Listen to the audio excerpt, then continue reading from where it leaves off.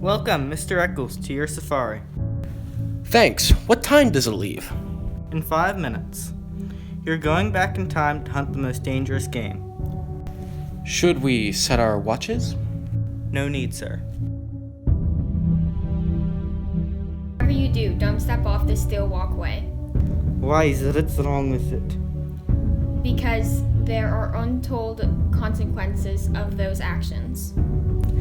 Say you kill a mouse. That mouse produces 10 new mice. Then those 100. Then those 1,000. You lose an entire lineage of mice from one death.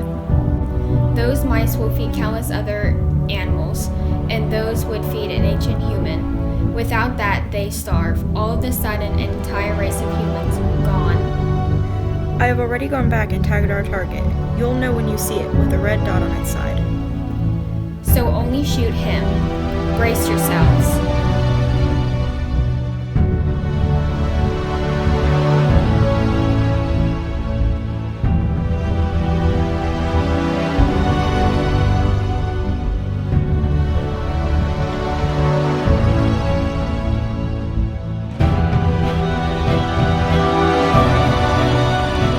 Don't fire unless told to. Understood.